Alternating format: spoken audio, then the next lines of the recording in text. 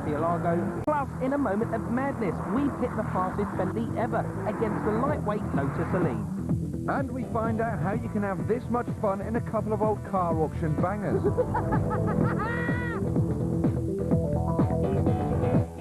Now, we all know that speed comes at a cost. Take your average family, run around to turn it into a fire-breathing hot hatch. Manufacturers will slap in a big engine, lower profile tyres, lower the suspension and a Larry boot spoiler. But all of that bumps up the price. So, can you get the same bang for less bucks? And that's the challenge we've set, because we've taken two teams. We've given them £2,000 each and they've got 2 days to buy a car and make it fast enough to beat this latest firecracker from Honda. And there's no time to waste, so I'm off down the auction house to meet the teams and buy some motors. 35-year-old Simon Skelton and his boys build, maintain and race Lotus Elises. They've got all the experience, but have they got the ideas?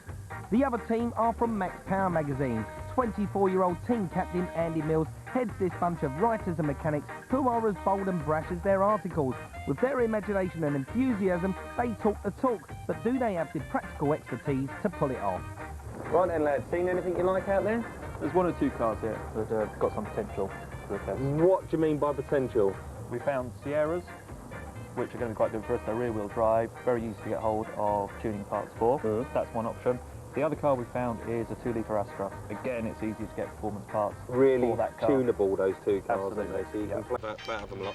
Well, we've got a funny suspicion we're going to be bidding with Lotus on the same thing. Which is? Which is the Cavalier SRI and maybe the Sierra XR 4x4. We want to spend up to about £500. Don't want to spend more than £1,000. 800 would be nice. Are you excited? Yeah, we definitely want to win. We've got to win, haven't we? We have got to win. I need a car. Now remember, they've only got a couple of grand to spend, so the more they spend in here, the less they'll have to spend later. Let's see how they get on.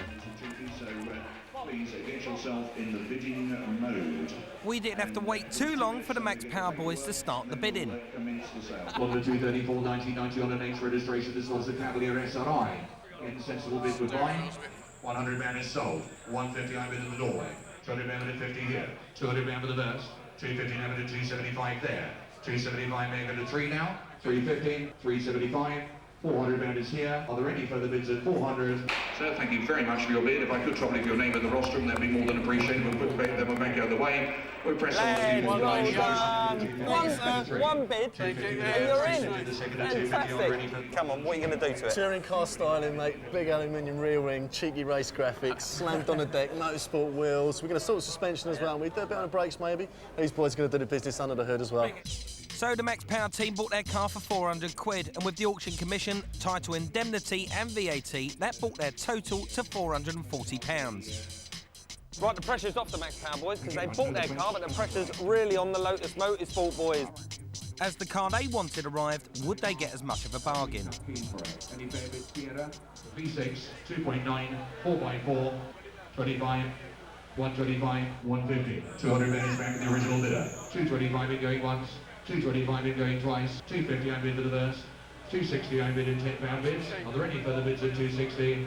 Sir, 260 is yours, if I could trouble you the name. Lads, well done. Nice work, nice work. Subtle bidding there, I like that, the little nod, the little wink. Do you know what you're going to do with it? We're going to have a better look at the engine, I think. Have a look at the engine, see what we can do with that. Maybe get a bit more power out of it. At least we've got the capacity there. It's V6. We can get some power. And then we'll get some nice wheels and see if we can get a better radio in it than the Max Power guys. So the Lotus boys got their car for a staggering £260, and with the extras, that takes their total to nearly £300. Both teams have excelled in the first part of our challenge, and that's actually securing some cars. So far, they've only spent just over £700 between them, which means they've got nearly £3,300 between them to spend on goodies and go fast a bit. I don't know about you, but I can't wait to see how they're going to get on. For more information about buying a car at auction, log on to 4car.co.uk. This is the new Bentley RT. It weighs over 2.5 tonnes, can reach a top speed of nearly 170 miles an hour and can waft you to 60 in a mere 5.5 seconds. It's quicker, would you believe, from 50 to 70 miles an hour than the new BMW M3. Waft. there's 100 already. Compared to the old car, there's a new rear spoiler integrated into the boot lid and lower air dams in the front bumper, but otherwise this Arnage T retains all the understated presence of the original car, which is absolutely ridiculous because this car has no right to be understated, not with a 6 3/4 litre twin turbocharged V8 tucked away under the bonnet. Inside you have all the kit you'd expect from a road car that cost £165,000, with all the opulence of an exclusive country club. And like all the best clubs, membership doesn't come cheap, but at least you know you're getting what you pay for. It takes 16 full cowhides to upholster the interior, and the steering wheel alone takes 15 hours to assemble. Rather disappointingly though, some of the switchgear has been lifted straight from the BMW parts bin. And in the back, well, need I say more? There's so much room in here, I'm seriously contemplating moving in. But there is a price to pay for all that luxury, and that's weight. Another British legend, Colin Chapman, always built them light. So light, in fact, that in terms of weight, we would need 3.5 of these Elises to match the heavyweight Arnage T. It might be phenomenally fast in a straight line, but can it still deliver supercar performance on a more challenging circuit? To find out, we're going to have some fun by pitching Goliath against David in the ultimate battle of brawn against agility. The little Lotus has a puny 120 brake horsepower, but then it only weighs 710 kilos. However, the gargantuan Bentley, which weighs 2.5 tons, has 450 brake horsepower on hand, so it's nearly 4 times more powerful than the Pipsqueak Elise. We're off, here we go! No, I've got away. Ain't my dust, Lotus. We've got a decent gap. The only thing is, we're going to lose that now as we start to brake. Whoa! God, it just gets through there. It has enormous torque from this engine, some 648 pounds-foot of torque. Now that's the highest torque figure of any production car in the world. Now we've got a quick corner coming. The back of the car's sat right on the ground, a lot of roll. It's as if his bum's scraping on the floor. It doesn't give you a lot of confidence. He's still behind and we're pulling away down the straight. Right now, so I've got to brake really early. Oh, stop, stop, stop! Oh, it's such a heavy car, this to stop. Oh, he's going to get up the inside of me here. Right, so I'm going to go a little bit deeper. He's gone in a bit hot. Come on, and up we go. Come on. See you later, old boy. We're ahead on the straights. The only thing is, we've got a heavy braking area here and a couple of twisty corners. Whoa, whoa, you bugger. Oh dear, it's rolling about so much. The Lotus is right up my chuff. Oh, hello. The power delivery is quite abrupt. Oh, and he's up the inside again. It's wet tarmac. It's 2.5 tons. And it's pretty twitchy. Oh dear. Well, that's it. It's all over now. There's no way I'm going to get past here. Now, in fairness to Bentley, we haven't actually done bad, have we? He's only, what, 10 car lengths in front? I think that's quite a good result. The Bentley Arnage T was designed for the road, and in that environment, it is fantastic. It's extremely quick, very comfortable, and dare I say, exclusive. But you can't defy the laws of physics. 2.5 tons just does not go round corners. What more can I say? After the break, our two teams get down to business, and I get to drive more fast cars. It's not easy being me. That clunk has been transformed into grease lightning, but first Jason gets to grab the bull by the horns. If I was to tell you that a manufacturer who'd started out making farm machinery had recently made an attempt to break a speed record, you'd probably think I'd been sipping some very potent home brew. But they did, and I certainly have not. Imagine the reaction if Massey Ferguson or JCB started making supercars. Well, Lamborghini made tractors long before any road car. It doesn't seem to have done them any harm. But when you make cars that look and perform as good as this, it's easy to see why. But they do suffer from one problem. Their image hasn't always been, well, brilliant. Ferrari, Bentley, Lotus, Maserati, Jaguar and Porsche have all spent time and money building their heritage in motorsport. But Lamborghini seem to have built their reputation from top trump cars, Athena posters and the opening sequences of the Cannonball Run. But the Italian manufacturer has weathered the storm by making cars that couple the trademark aggressive styling with unfettered speed and power, and their latest offering is no exception to that rule. But Audi took control of the Italian firm in 1998, so the question, is this Murcielago really a Lamborghini? Well, it certainly looks like a Lambo. This bonnet is pure Countach. And these slats, well, they remind me of a Miura. And let's not forget this, a 6.2 litre V12 producing a massive 580 horsepower.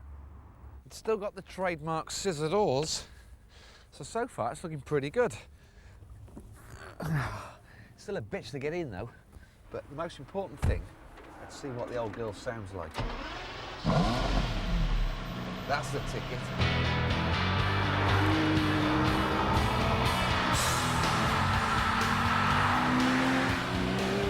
Perhaps the biggest improvement over the Diablo is the gearbox. It still has the traditional metal gate, but it's much easier to use, much smoother, not as stiff. They've done a good job. Now, keeping all that performance under control is Lamborghini's own four-wheel drive system. Now, it's no quattro because it only transfers a small amount of grip to the front wheels, making it drive like a rear-wheel drive car. There's a couple of things I don't like though. When you open the throttle coming through a corner, it alters the line in the front. It tends to understeer a bit. Now, the brakes are good, but I just wish they had a little bit more initial bite. They don't inspire confidence. But then again, it is 1,600 kilos, and you kind of forget how quick you're going sometimes. And by quick, I mean record-breaking. In February, it maintained a speed of 189 miles an hour over a 1 hour period and smashed the current record. Demand for the marvellous Murcielago is bound to go through the roof. Lamborghini and Audi have done a superb job with the new Murcielago. It's a big improvement on the Diablo in every way. But if I'm honest, I've never really designed a Lamborghini. I've always thought they're a little bit over the top. But if you're a Lambo lover, then this is right up your street.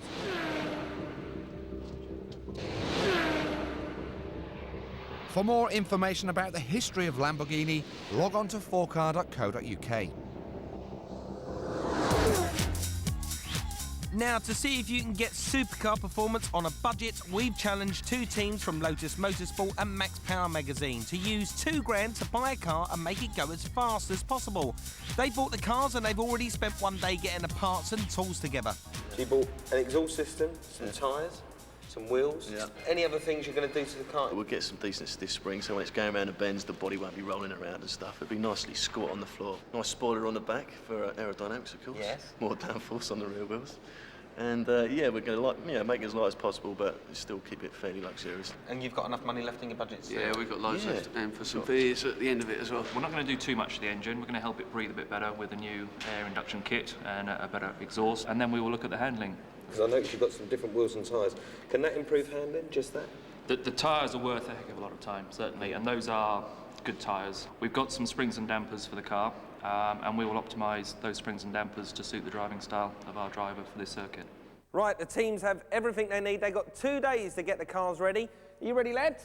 Yeah. Off you go.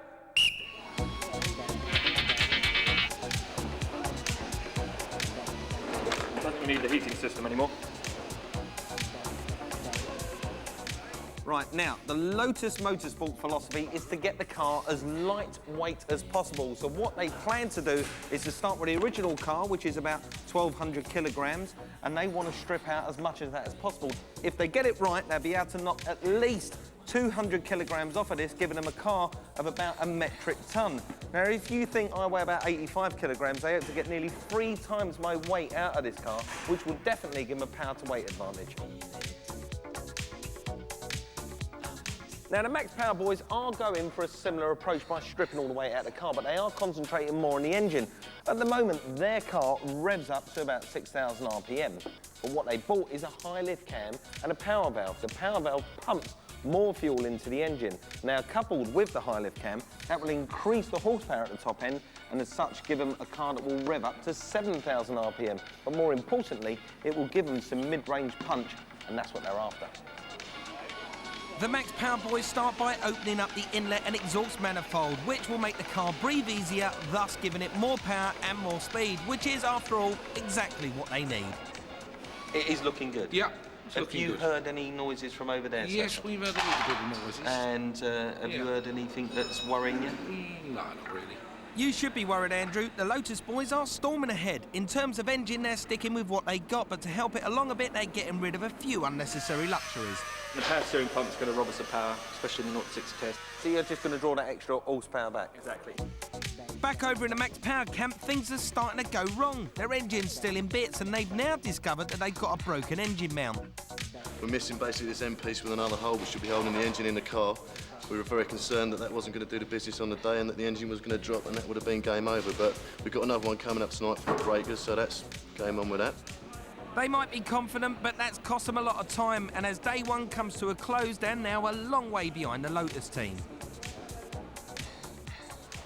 Right then, lads, beginning of day 2. You've now got until 7 o'clock tonight to get your cars prepared. You ready? Yes, ready.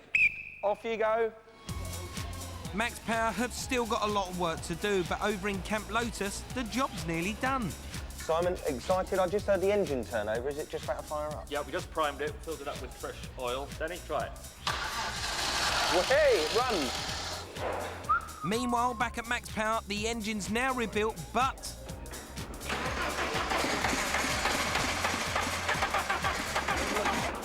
And whilst the Lotus team apply the finishing touches, and with only 2 hours to go, finally, they crack it.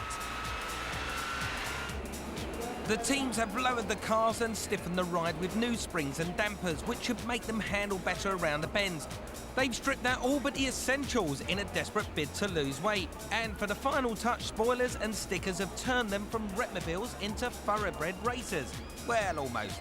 And all under the watchful eye of our man from the Motorsport Association, who's going to make sure that they're safe and legal for road use. Right, that's it, lads. Down tools. That's the final minute over of your 2 days. I think you've done a cracking job. Well done. Let's hope it all pays off tomorrow. Home time.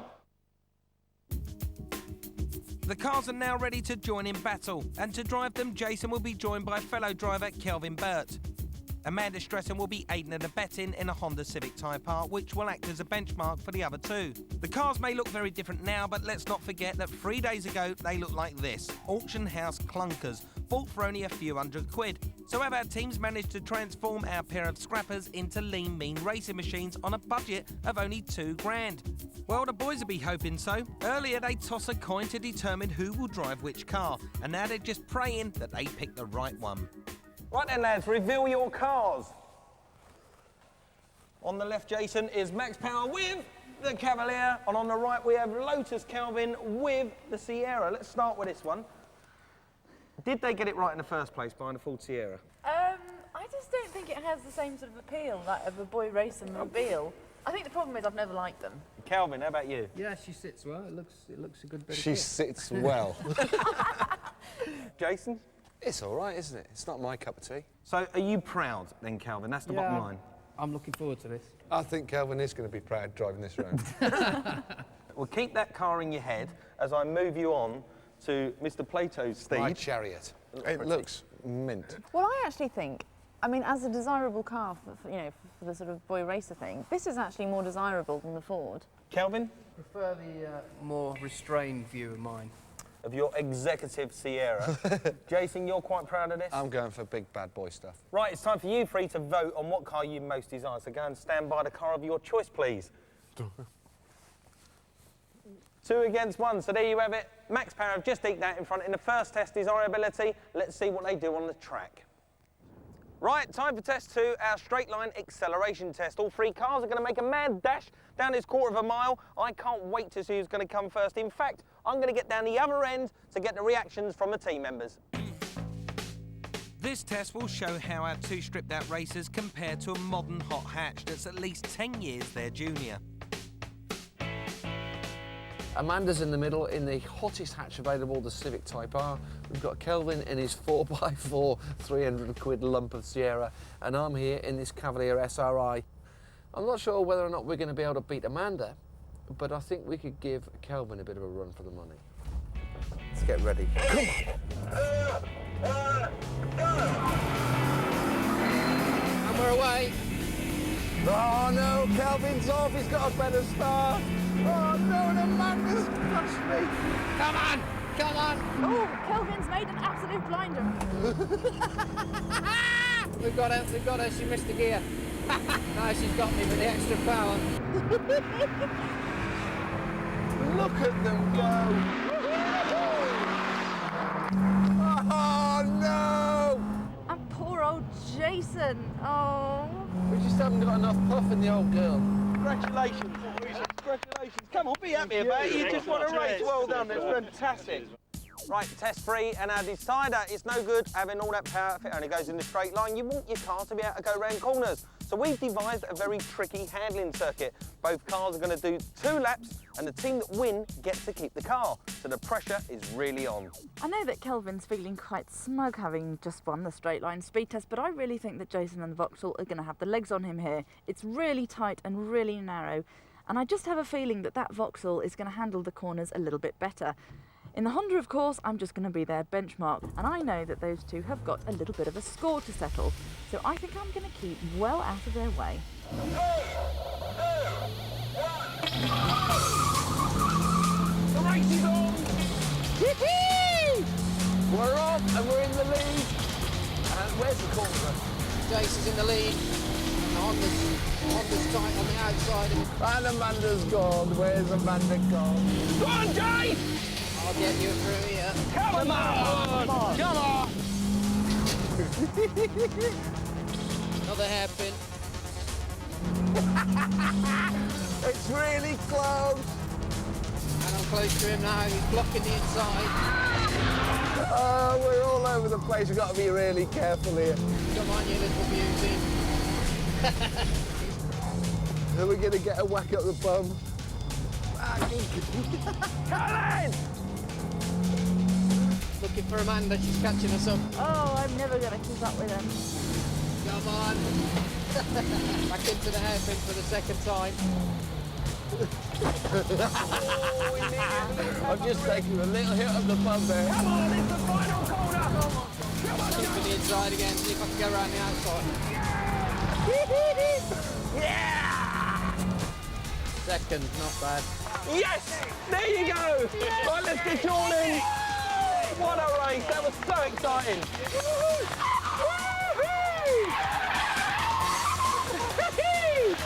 Oh, Dan, congratulations, well done. My heart is beating. Andy, you look like you're going to cry. See, all that hard work over the weekend has really paid off. You made a superb car there. It was a really tight race, but congratulations. You won a car.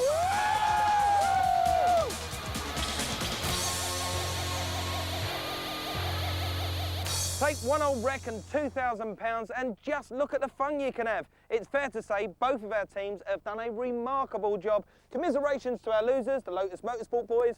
Unlucky lads. But congratulations to our winners, and they win the car. Max Power, well done. That's all for this show, but join us next week for a Driven special. When we asked you to nominate the worst drivers in Britain, we didn't realise they'd be as bad as this. Or this. We're going to take 3 dunce drivers and put them through our brand new driving school. And about time too.